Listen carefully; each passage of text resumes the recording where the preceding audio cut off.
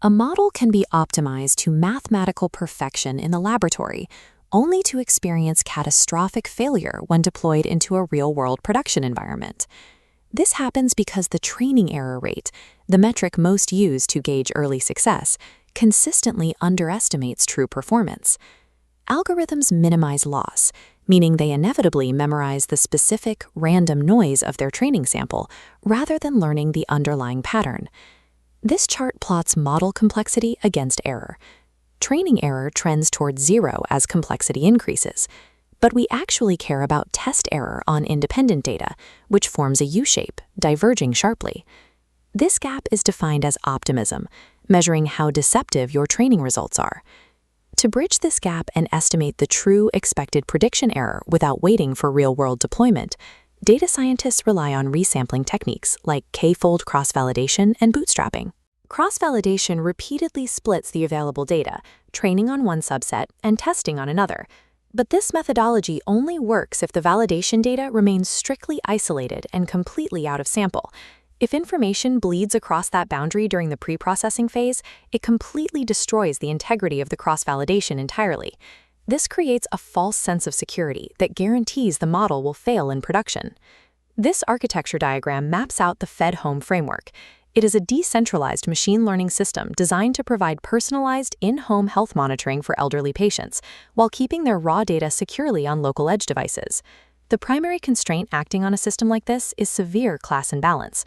Routine activities like sleeping or walking generate millions of data points, while critical events, like an elderly patient falling, are exceptionally rare. Standard accuracy is mathematically deceptive here. If a model simply predicts routine activity 100% of the time, it will achieve 99% accuracy on paper, while failing its objective entirely by ignoring every actual emergency. This confusion matrix exposes performance on rare classes. The top right false negatives represent actual physical falls the model missed. The bottom left false positives flag healthy patients for emergencies. Balancing these requires an F1 score to measure the exact cost of the algorithm's mistakes. The confusion matrix identifies the blind spots. Fixing them requires oversampling the rare class to force the algorithm to learn its features. But adding new data to the minority class introduces the ultimate risk of data leakage. To fix the imbalance, practitioners use tools like SMOTE, the synthetic minority oversampling technique. SMOTE identifies the rare data points and interpolates new, highly realistic synthetic data points between them. This leads to a pervasive, silent model killer. Applying SMOTE, or any feature selection transformation, to the entire dataset before initiating the cross-validation splits. This is the wrong pipeline. It applies SMOTE to inflate the minority class, then slices the mixed data into folds. Because SMOTE interpolates, a synthetic validation point is created using the exact geometric positioning of neighbors now trapped in the training fold. We define this structural failure as data leakage. The test data inherently contains the mathematical DNA of the training data. The downstream consequence is absolute. The algorithm is no longer predicting on unseen data. It is being evaluated on geometric patterns it was already exposed to during the training phase. This artificially deflates the cross-validation error. The model produces a highly optimistic performance score that looks excellent on a validation report, but possesses zero predictive power. Executing pre-processing before splitting turns cross-validation into an illusion. You have built a model optimized perfectly for the lab, which is completely useless in reality. The architectural rule to fix leakage is strict. The data split must occur at the absolute beginning of the pipeline, before a single mathematical transformation takes place. When dealing with imbalanced data, the first mandatory step is applying stratified k-fold cross-validation.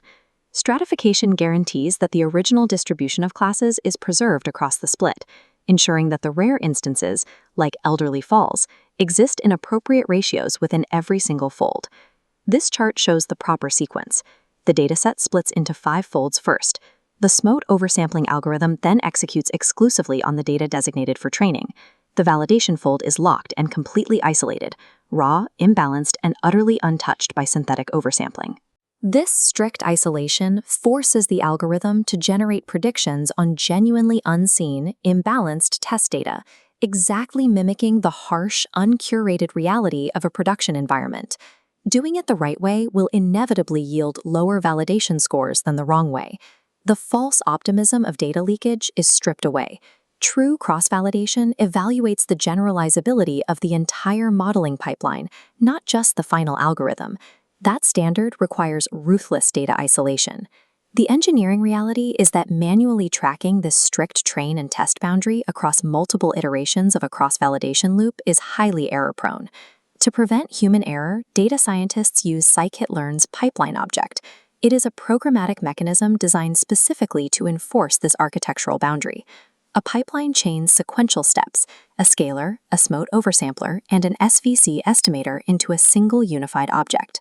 Wrapped inside cross-val score, the software automatically calls fit transform strictly on the training data, then applies predict exclusively to the isolated validation subset.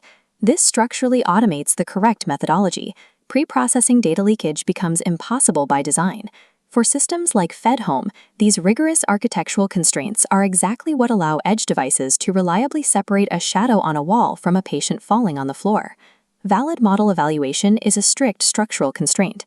By flawlessly isolating validation data, we uncover the true expected prediction error and build AI systems that survive real-world scrutiny.